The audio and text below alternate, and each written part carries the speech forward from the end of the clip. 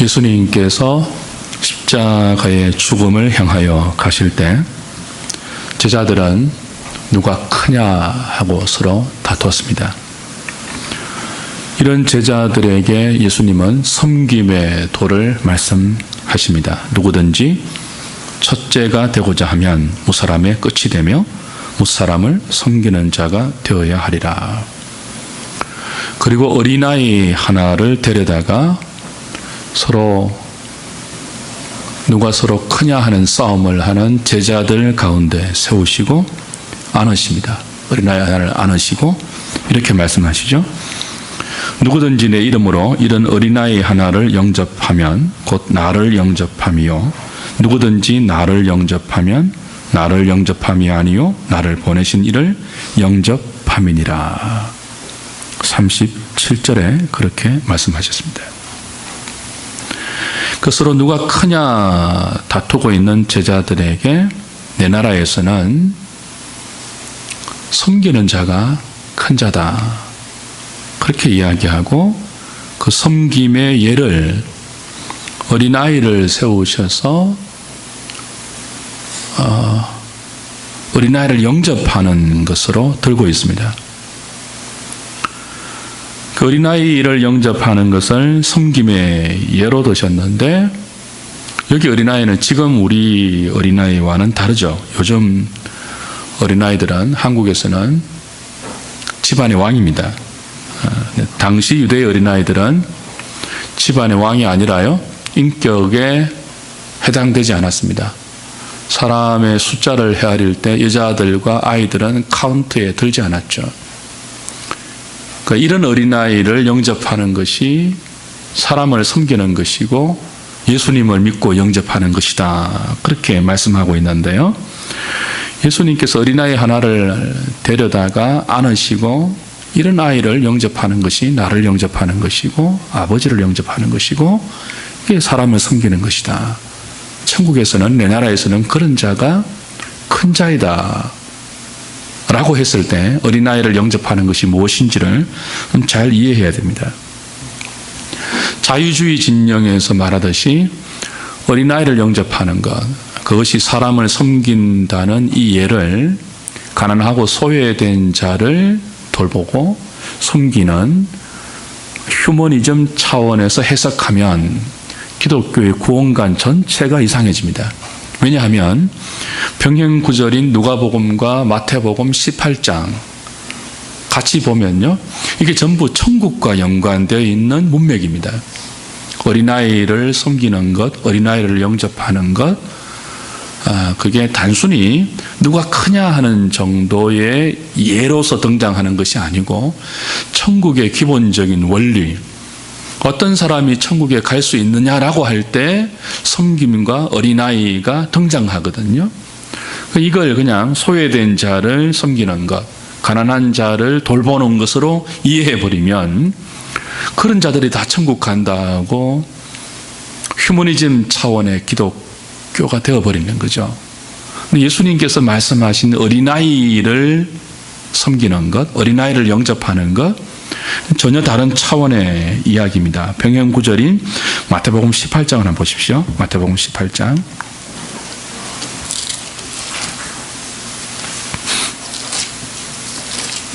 전혀 다른 뜻이고 굉장히 중요한 기독교 신앙의 핵심이 여기에서 등장하는데요. 마태복음 18장 1절부터 보십시오. 그때의 제자들이 예수께 나와 이르되 천국에서는 누가 크니까 똑같은 마가복음 9장 33절 이하에 똑같은 사건을 마태가 이렇게 기록하는 거예요. 예수께서 한 어린아이를 불러 그들 가운데 세우시고 그 다음에 마가복음에 없는 것이 마태복음에는 들어있습니다. 3절에 같이 볼까요? 이르시되 진실로 너희에게 이르노니 너희가 돌이켜 어린아이들과 같이 되지 아니하면 결단코 천국에 들어가지 못하리라. 그러므로 누구든지 이 어린아이와 같이 자기를 낮추는 사람이 천국에서 큰 자니라. 3, 4절은 마가복음에 없는 거죠. 그리고 나서 마가복음에도 있는 5절 말씀이 연결됩니다. 또 누구든지 내 이름으로 이런 어린아이 하나를 영접하면 곧 나를 영접하리니. 이렇게 연결되죠. 그러니까 마가복음에 없는 더 상세한 이 원리들이, 이 신앙의 원리들이 마태복음에 기록되어 있는데요. 그건 천국과 연관되는 것입니다. 단순히 누가 크냐 하는 큰 자의 교훈 정도가 아니고 그것을 통하여 천국이 어떤 나라인가, 어떤 사람이 천국에 들어갈 수 있느냐. 예수님을 영접하는 사람이 들어갈 수 있는데 예수님을 영접한다는 것이 뭐냐라고 할 때 어린아이와 같이 자기를 낮추는 것, 어린아이와 같이 되는 것, 그렇게 말하고 있거든요. 다시 3절 보십시오. 마태복음 18장 3절, 너희가 돌이켜 어린아이들과 같이 되지 아니하면, 그 앞에 진실로 너희에게 이른다는 예수님의 전형적인 강화 스타일이 나옵니다. 진실로 이른다는 말은 굉장히 중요할 때 등장하는 어법입니다. 이렇게 진실로 두 번 반복되면 더 중요한 거고요.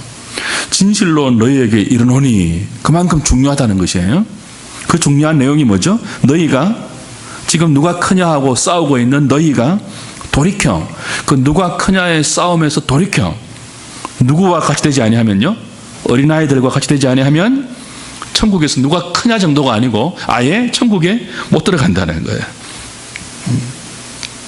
그리고 말씀합니다. 4절에 누구든지 이 어린아이와 같이 자기를 낮추는 사람이 천국에서 크다. 어린아이와 같이 되지 아니하면은 천국에 못 들어간다. 어린아이 같이 되어야 천국에 들어간다는 뜻입니다. 그리고 어린아이 같이 자기를 낮추는 사람이 천국에서 큰 자라고 하십니다. 이 둘을 풀어야 되죠. 어린아이들 같이 되어야 천국에 들어간다. 뭘까요? 누가 크냐 다투고 있는 제자들에게 하는 말입니다. 누가 크냐 다투는 제자들 가운데 예수님이 의도적으로 어린아이를 데리고 오세요. 그들 보는 앞에서 이 아이를 안으세요. 그리고 말씀합니다. 섬기는 자가 큰 자인데, 섬기는 것이 뭐냐 하면 이 어린아이를 영접하는 것이다. 근데 마태복음은 조금 더 상세하게 말하죠. 누가 크냐라고 묻기 전에 니네들 내 나라에 들어오려면은 그런 생각 버리고 여기 있는 어린아이들 같이 되어야 한대요. 그래야 천국에 들어올 수 있대요. 그리고 그 천국에서 큰 자는 어린아이들 같이 자기를 낮추는 자래요. 어린아이를 영접하는 것, 어린아이들 같이 되는 것이 사실은 같은 의미로 사용되고 있죠. 천국에 들어가는 조건이 되어 있으니까요. 여러분, 어린아이들 같이 되라는 것이 무슨 뜻입니까? 우리 몇 번 확인한 바 있죠. 이미 하나님 나라를 강해할 때 말씀드린 바 있습니다. 우리가 어린아이 같이 되어야 천국에 들어갑니다. 어린아이 같이 되는 것이 뭘까요? 순진해지는 것입니까? 착해야 되는 것입니까? 그 뜻이 아니죠. 어린아이는 의존적인 존재입니다. 어린아이는 자기 힘으로 살지 못하는 존재입니다. 그래서 처음부터 마지막까지 부모님을 의존해야 하는 존재예요. 어린아이. 어린아이 같이 되라. 돌이켜 어린아이 같이 되라. 그처럼 천국은요, 자기 힘을 의존하지 않고 주님만 의지하는 자들의 나라입니다. 돈으로도 못 갑니다. 천국은. 힘으로도 못 갑니다. 능으로도 못 갑니다. 우리에게 천국 갈 수 있는 그 어떤 조건과 자격이 발견되지 않아요. 우리에게 있는 그 무엇도 천국에 들어갈 수 있는 티켓팅의 조건이 되지 않습니다. 그것을 아는 자들은 어린아이가 부모를 전적으로 의존하듯이 구원자를 의지합니다. 그리스도를 의지한다고요. 하나님을 의존하죠. 처음부터 마지막까지. 그게 어린아이 같이 되는 것입니다. 그것이 어린아이들처럼 자기를 낮추는 것입니다. 자신의 힘이나 재능이나 조건을 의지하지 않고 전적으로 하나님을 믿고 의지하는 태도, 그것이 유일한 천국의 자격입니다. 그것을 다른 말로 하면 믿음이라고 하죠. 믿음. 믿음으로 가는 나라이죠. 천국은. 그 믿음이 뭐냐? 단순히 지적으로 주님이 하신 일들에 동의하고 고개를 끄덕이는 것이 아니고, 그 주님, 내가 고개를 끄덕이고 지적으로 동의하고 감정으로 동의한 그 주님께 나의 모든 것을 맡기고 그분을 전적으로 의지하는 태도입니다. 마치 뭐처럼요? 어린아이가 부모를 의지하듯이, 의존하듯이.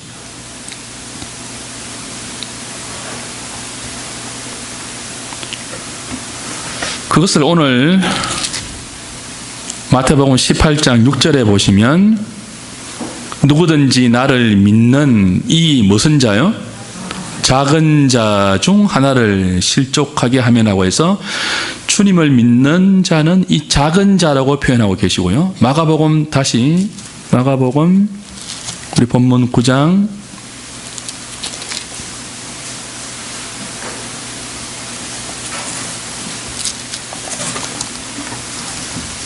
마가복음 9장 42절에도 똑같은 말씀이 있죠.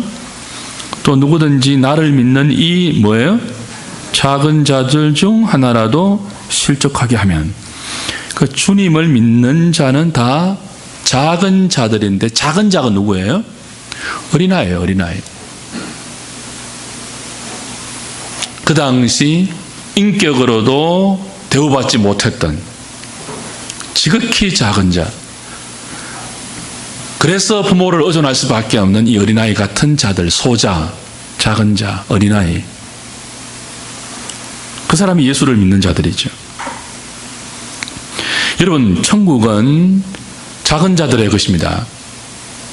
사회적인 지위가 작다는 뜻이 아니고요, 물리적인 키가 작다는 뜻이 아니고요, 신분이나 재능이나 외모를 말하는 크기가 아니고요, 여기 작은 자는 뭐예요? 어린아이처럼 자기를 의지하지 않고 전적으로 하나님을 의존하는 그런 자예요.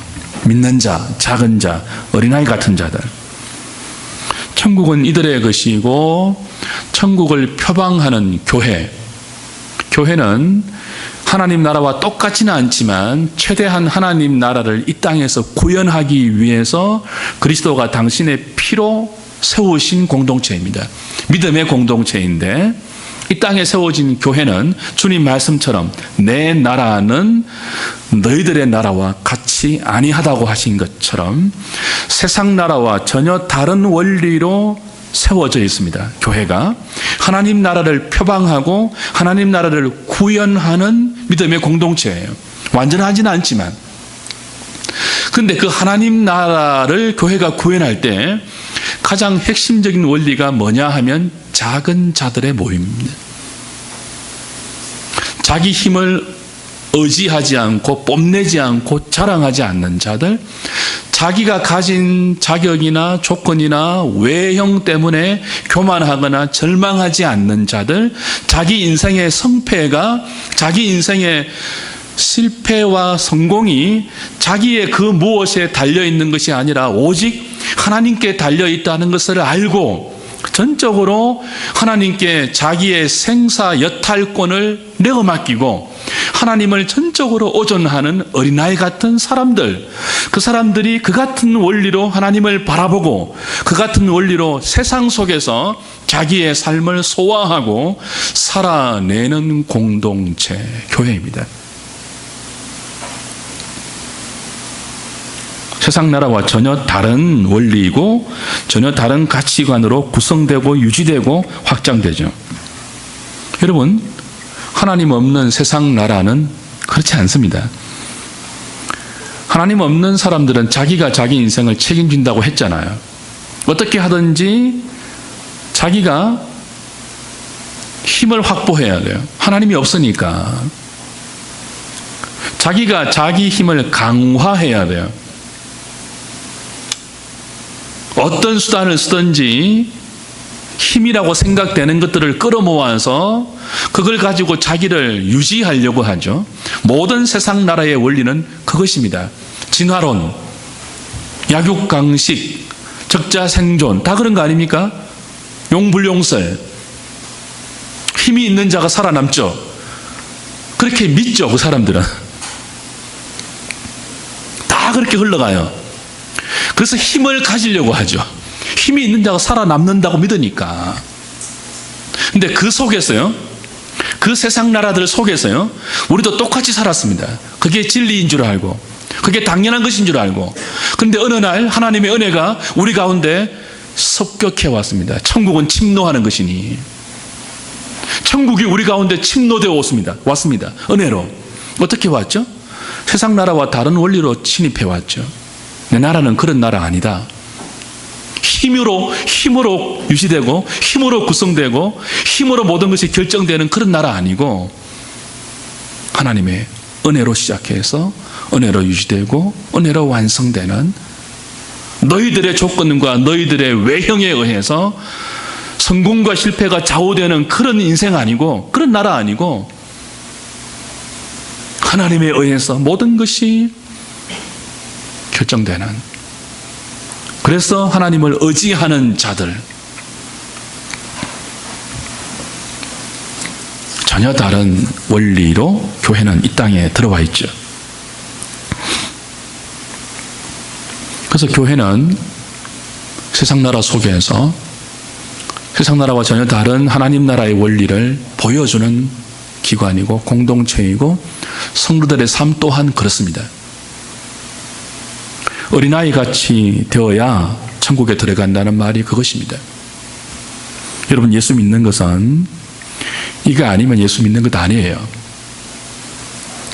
예수를 믿는데 그 예수님을 이용해서 과거하고 똑같은 삶의 원리를 갖고 있고, 오히려 자기 삶에 힘이 된다고 생각하는 그 무엇을 예수님을 담보로 해서 더 많이 가지려고 하는 모든 시도들은 기독교 신앙이 아니고, 그 사람은 거듭난 사람이 아니에요. 성령으로 거듭나면은 그런 가치관을 가질 수가 없어요. 잠시 그런 영향에, 그런 세상의 사상에 영향을 받을 수는 있지만, 그것이 그 사람의 삶을 주도하면서, 그것이 그 사람의 정신을 지배하면서 그 사람의 삶을 이끌어갈 수는 없다고요. 제가 뭐라고 해야 되죠? 화근하건대 그런 사람은 구원받은 사람 아닙니다. 중생한 사람이 아니에요. 누가 천국 들어간다고요? 돌이켜 어린아이 같이 되는 사람이에요.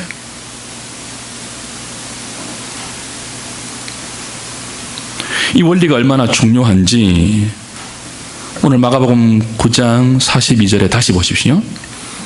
누구든지 나를 믿는 이 작은 자들 중 하나라도 뭐 하면요? 실족하게 하면 차라리 연자 맷돌이 금옥에 매여 바다에 던져지는 것이 낫다. 이게 무슨 뜻일까요? 작은 자 하나를 실족하면은 연자 맷돌을 목에 걸고 스스로 빠져 죽는 것이 낫대요. 엄청난 경고이죠. 작은 자 하나를 실족하게 하면 지옥 간다는 말이에요. 그러니까 하나님의 은혜로 구원받은 자들, 어린아이 같이 되어서 어린아이 같이 자기를 낮추는 그런 자들은 작은 자들인데, 교회 안에서 이 작은 자를 실족해 하는 일들이 일어나서는 안 된다는 거예요. 여러분, 작은 자를 실족해 하는 일이 뭘까요?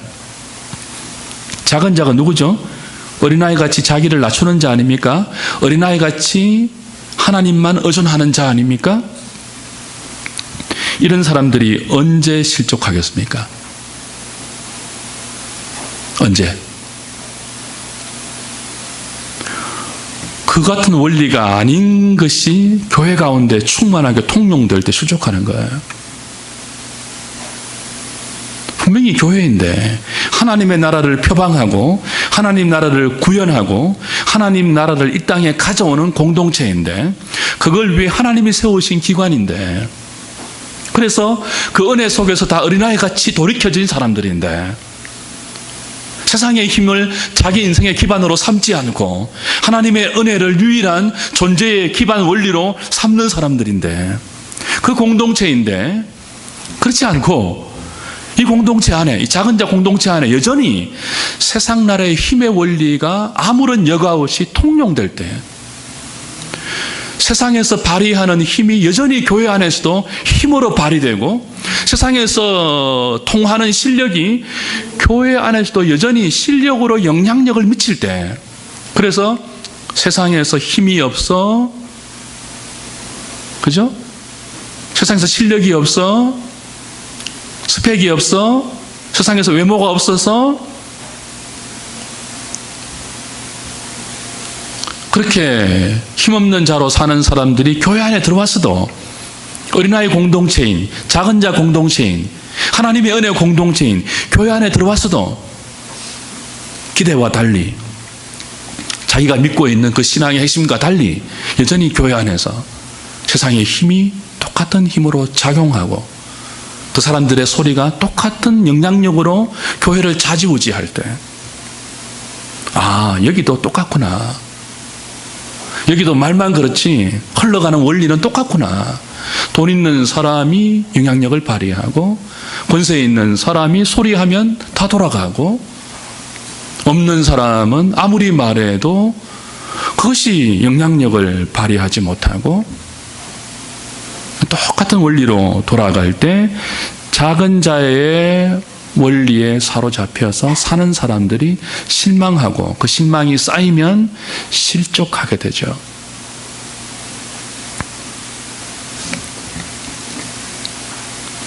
이게 얼마나 중요한가 하면요, 나중에 43절 이후에 이런 말로 연결이 됩니다. 만일 내 손이 너를 범죄하게 하거든 찍어버리라. 장애인으로 천국에 영생에 들어가는 것이 두 손을 가지고 지옥, 그 꺼지지 않는 불에 들어가는 것보다 나으니라. 그 다음 45절에는 발이고요, 47절에는 눈이에요. 여러분, 맥락을, 성경 해석의 첫 번째 원리가 뭐라고 했죠? 문법적인 원리입니다. 글의 문맥을 타야 되는 거예요. 문맥을 파악해야 되는 거예요. 지금 문맥의 흐름을 보십시오. 누가 크냐에서 섬기는 것, 어린아이 영접하는 것, 그 다음에 뭐예요? 작은 자들 중 하나라도 실족하게 하면 지옥 가는 것. 그 다음 뭐죠? 눈 빼고, 손 자르고, 발 자르고 천국 가는 것이 눈, 발, 손 없이 지옥 가는 것보다 낫다는 말이에요. 그리고 48, 49, 50은 지옥의 무서운 심판을 구더기도 죽지 않는 것으로 비유하고 나서 소금으로 끝이 납니다. 50절에. 소금이 맛을 잃으면 무엇으로 짜게 하리요? 너희 속에 소금을 두고 화목하라. 이렇게 좀 이상한 말로 끝이 나요. 잘 이어셔야 됩니다. 중요한 신앙의 원리가 여기 다 들어있습니다.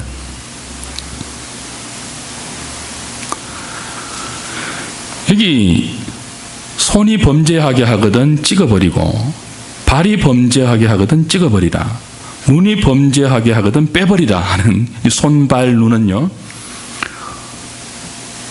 어떤 범죄를 말합니까? 여기서 범죄하게 하는 손, 범죄하게 하는 발, 범죄하게 눈은 어떤 범죄예요? 앞에 작은 자를 실족케 하는 범죄입니다. 그렇게 연결되는 거예요. 그러니까 우리 지체, 이 교회 공동체를 다 포함하는 것인데요, 모두가 지체 아닙니까? 그 지체 중에서 작은 자 하나가 실족한단 말이에요.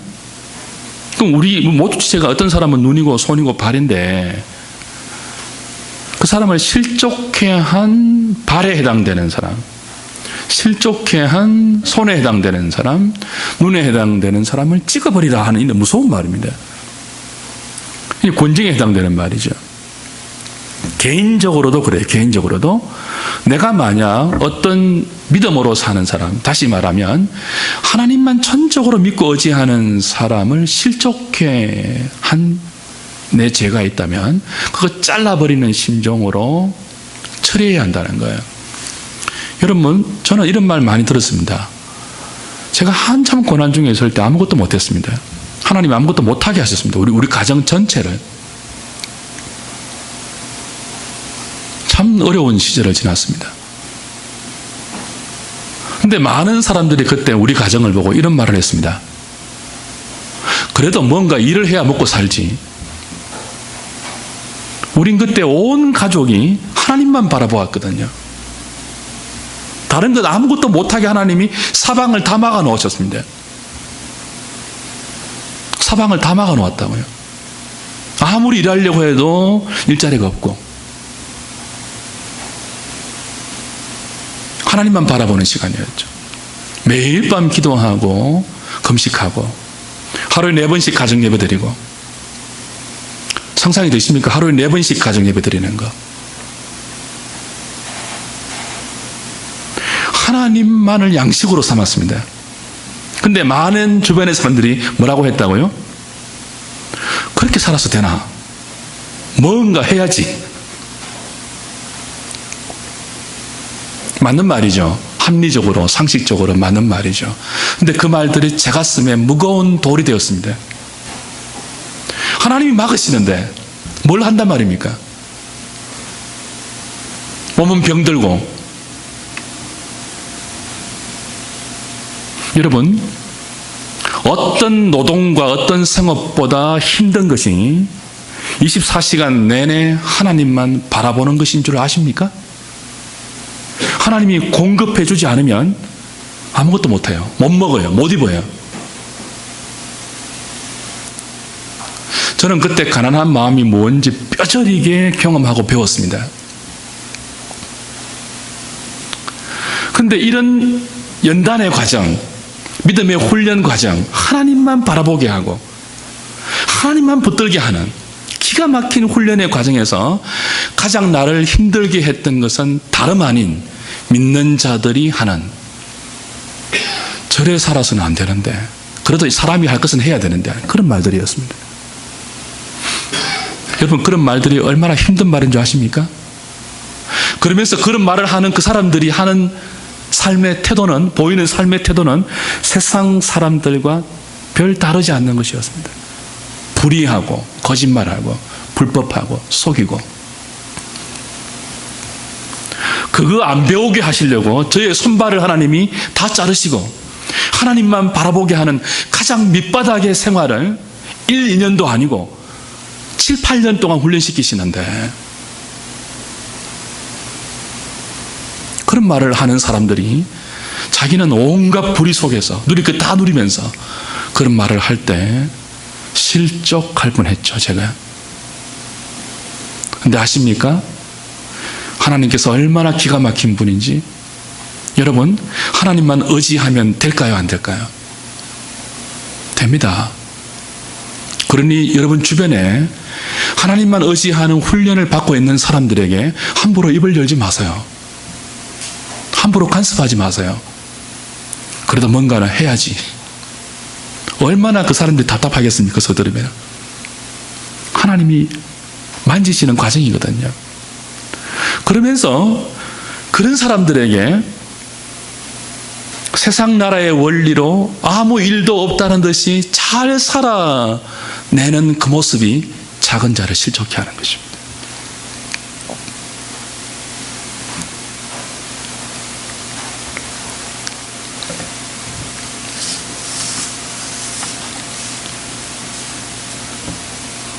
조심해야 되는 원리이고 교회가 꼭 붙들어야 하는 원리입니다. 하나님만 의지하는 것, 하나님만 의존하는 것, 우리에게 분명히 있는 여러 재능과 환경과 조건과 힘들을 아무것도 아닌 것처럼 여기면서 보이지 않는 하나님을 내 모든 것으로 믿고 신뢰하고 의지하고 따라가는, 그것이 어린아이 공동체입니다. 그게 교회입니다. 교회가 그렇게 살아야 돼요. 교회가.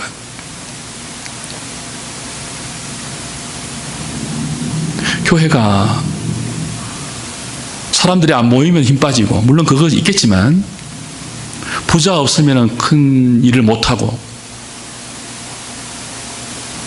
그렇다면 교회 아니겠죠. 그것이나 뭐 세상 공동체나 뭐가 다르겠습니까? 교회는 어린아이들 공동체입니다. 여러분, 우리 맨날 그런 기적을 경험하고 살지 않습니까? 우리 공동체에 아무런 탁월한 사람이 없는데 기가 막히게 하나님이 그때그때 사람들을 동원하시고 보내시고 재정을 채우시고 오늘까지 우리 하늘이 공동체가 그렇게 이어져 오지 않았습니까? 하나님을 의지하는 믿음 하나로. 사람들이 볼 때는 우리 교회처럼 엉성한 조직이 어디 있습니까? 저는 자부합니다. 우리 교회는 처음부터 마지막까지 하나님이 이끌어 오셨습니다. 엉성해 보이지만요, 뚜껑을 열면 하나님이 하십니다. 교회는 그런 공동체입니다. 교회에서는요, 돈의 힘을 발휘하지 않습니다. 배운 것이 권세를 띠지 않습니다. 못 배웠지만, 힘이 없지만, 가난하지만 주님을 소망하고 주님만 신뢰하고 주님만 힘으로 삼고 사는 사람들이 그 믿음으로 모여서 그 주님을 찬양하고 그 주님을 예배하고 그 주님을 우리의 소망으로 세상 가운데 선포하고 드러내고 알리는 공동체이죠. 이런 교회 가운데 그런 사람들이 실족해 되는 일들이 일어나면 그거 자르라는 것입니다. 빼라는 것입니다. 고린도 전서 1장 26절 한번 보십시오. 이것이 얼마나 중요한가, 이 원리가. 아예 하나님은 성도를 부르실 때 많은 부분 이런 식으로 부르셔서 그걸 분명하게 하십니다. 1장 26절.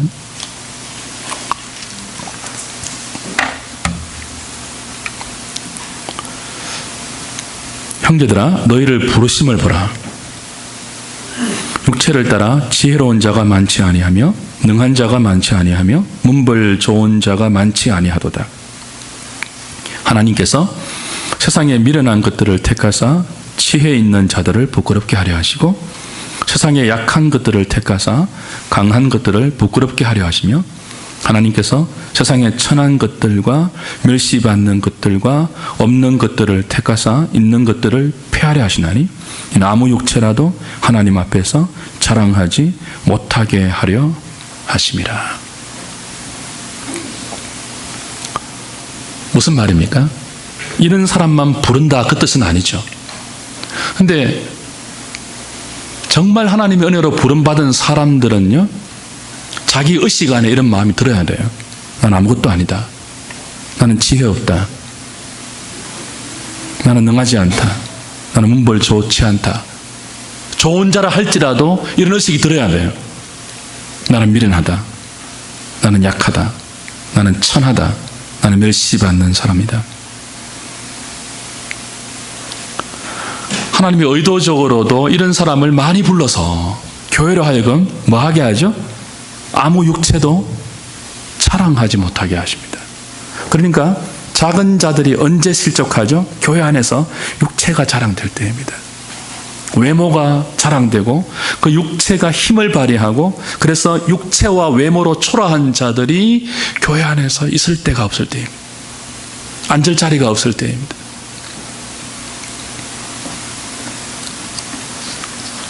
그래서 교회가 직분자를 뽑을 때 절대로 재물을 보지 않습니다.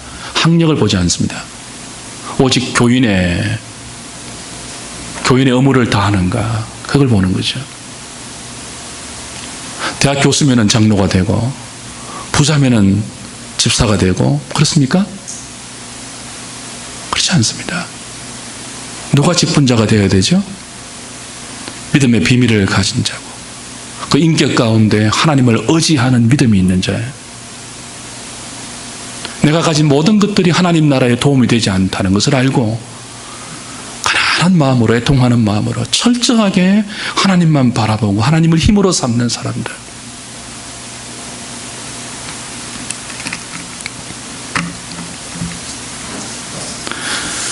이 시대의 교회들이 이런 작은 자 공동체의 원리를 너무 많이 무시하고 있죠. 그래서 이제 다시 마가복음 9장으로 가보십시오. 마지막 50절에 뭐라고 되어 있죠? 소금이 좋은 것이지만 맛을 잃으면 그럼 뭐 하겠느냐. 소금의 이야기가 나옵니다. 왜 누가 크냐? 섬기는 것, 어린아이, 천국, 나를 믿는 작은 자, 지옥, 이런 이야기가 나오고 마지막에 소금이 나올까요? 소금의 특징은 짠맛이죠. 이 짠맛을 잃으면 소금이 아니고 밖에 버리워져 사람들의 발에 밟힐 뿐이에요. 자, 이거 마태복음 5장에서는 이제 천국의 산상수훈에서 이 말이 나오는데, 빛과 소금에서 나오는데, 여기서는 전혀 다른 문맥에서 나와요. 근데 동일합니다. 천국의 특징이 뭐냐? 예수 믿는 사람들의 신앙의 특징이 뭐냐 하면, 소금이 짠맛을 내듯이 예수 믿는 사람, 교회 공동체의 그 특징이 있는데, 소금의 짠맛처럼 특징이 있는데, 소금이 짠맛을 잃으면은 밖에 버려져 발표해야 되잖아요. 그처럼 교회 공동체가 소금의 짠맛처럼 분명하고 독특한 특징이 있단 말이에요. 그 특징이 뭐예요? 어린아이 같이 되는 거죠. 어린아이가 되는 거죠. 작은 자가 되는 거죠. 처음부터 마지막까지 하나님을 의지하는 거죠. 그 특징이 없다면 뭐가 같다는 거예요? 짠맛을 잃은 소금 같다는 거예요. 여러분, 교회가 세상 속에서 조롱당하고 세상 사람들의 발에 밟힐 때가 언제입니까? 큰 교회라고 안 그렇게 될 줄 아십니까? 우리 한국 교회를 보십시오. 큰 교회가 다 지금 밟히고 있습니다. 사람들의 조롱 앞에 다 밟히고 있습니다. 지근지근 밟히고 있습니다. 왜 그럴까요? 교회의 교회됨을 잃어버렸기 때문에 그래요. 교회의 교회됨의 특징이 뭐라고요? 어린아이 공동체의 원리입니다. 하나님만 의지하는 사람들, 세상의 힘을 힘으로 삼지 않는 사람들. 그거 없으면 소금이 짠맛을 잃은 것 똑같은 거예요. 멸시당하는 거죠. 세상의 원리가 그대로 교회 안에서 통용될 때 이건 맛을 잃은 소금이거든요. 그렇게 오늘 본문이 마무리되는 거죠. 마태복음 보시면요. 마태복음 찾고 마칩시다. 마태복음 병행구절인 마태복음 18장 조금 다르게 마무리가 됩니다. 마가복음은 소금으로 마무리되는데 마태복음은 조금 다르게 마무리되어요. 이런 양으로 마무리됩니다.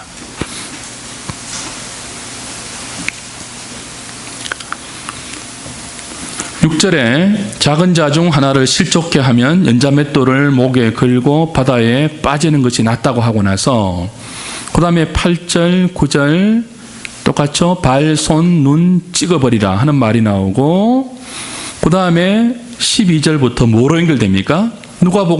마가복음에서는 소금으로 연결되는데 마태복음은 이런 양의 비유로 연결됩니다.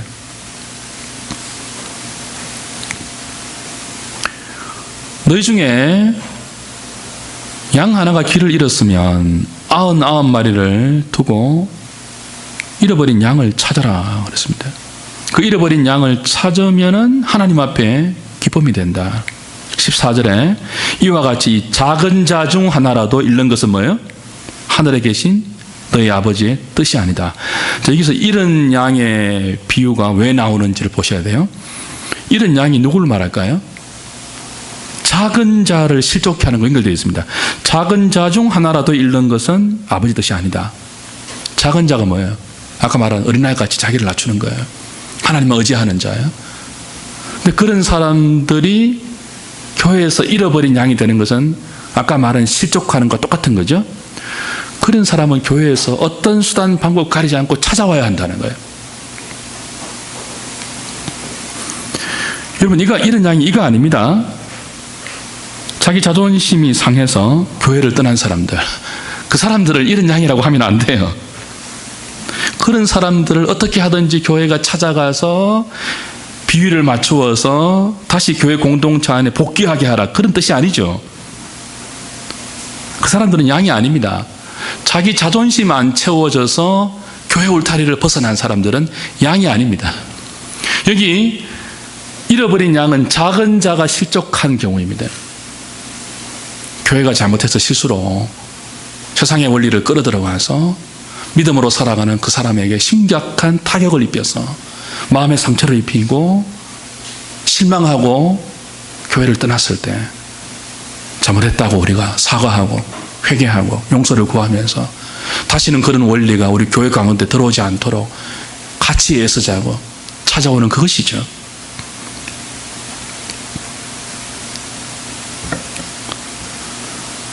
사랑하는 여러분, 우린 다 양입니다. 양은 목자만 의지하지 않습니까? 똑같은 비유죠. 어린아이가 부모만 의지하듯이 양은요, 목자만 의지합니다. 목자만 의지하는 사람을 잃어버리면 안 됩니다. 언제 그런 일이 발생한다고요? 세상의 힘이 똑같은 힘으로 교회 안에 들어올 때. 우리 그거 잘 막아냅시다. 교회에서는 누가 큰 자입니까? 가장 많이 하나님을 의지하는 자가 가장 큰 자입니다. 가장 많이 하나님만 바라보는 자가 가장 존귀한 자입니다. 여러분, 그런 자들을 알아주십시오. 그런 자들이 많을 때 그 교회가 존귀한 교회고 귀한 교회입니다. 거룩한 교회입니다. 누구든지 육체를 자랑하지 않고 마지막 주 앞에 가는 그날까지 주님만 바라보고 주님만 의지하고 우리에게 있는 모든 것들을 기꺼이 하나님 나라의 수단으로 내어드릴 수 있는 준비를 하고 그렇게 믿음으로 살아가는 작은 자들, 어린아이 같은 자들 다 될 수 있기를 주님의 이름으로 부탁드립니다. 338장 찬송하겠습니다.